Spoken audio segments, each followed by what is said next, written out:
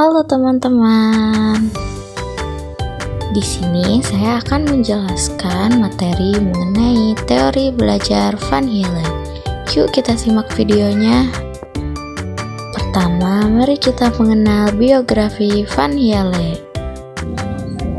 Pierre Marie Van Hiele atau Van Hiele lahir pada tahun 1909 dan meninggal pada 1 November 2010.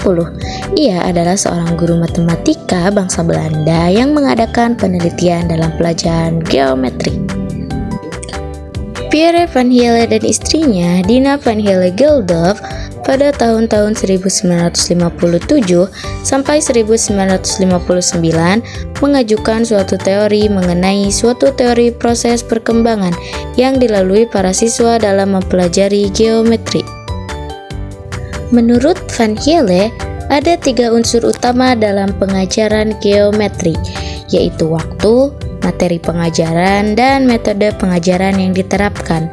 Jika ketiga unsur utama tersebut dilalui secara terpadu, akan dapat meningkatkan kemampuan berpikir siswa kepada tahapan berpikir yang lebih tinggi.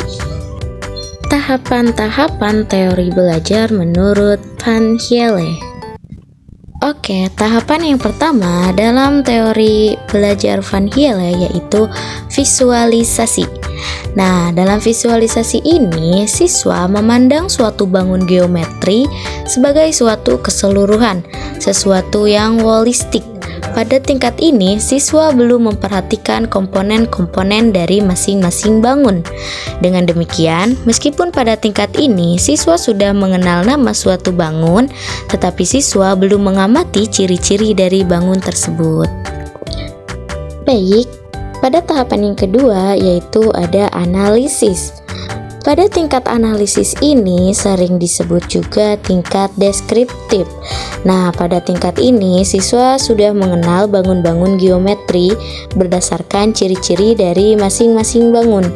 Dengan kata lain, pada tingkat ini siswa sudah bisa menganalisis bagian-bagian atau unsur-unsur yang ada pada suatu bangun dan mengamati sifat-sifat yang dimiliki oleh unsur-unsur tersebut.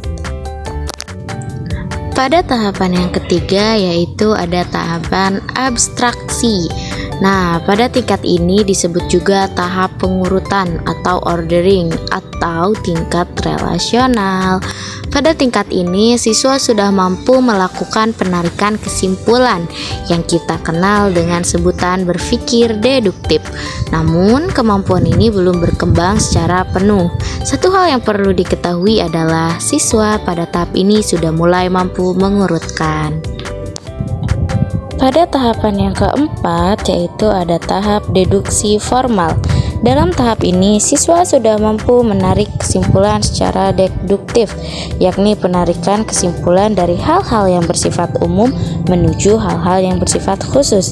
Demikian pula ia telah mengerti betapa pentingnya peranan unsur-unsur yang tidak didefinisikan di samping unsur-unsur yang didefinisikan. Oke, di sini ada tahapan yang terakhir yaitu rigor. Pada tingkat ini disebut juga tingkat matematis.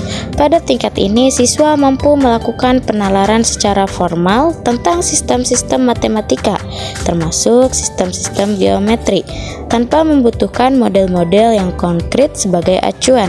Pada tingkat ini siswa memahami bahwa dimungkinkan adanya lebih dari satu geometri.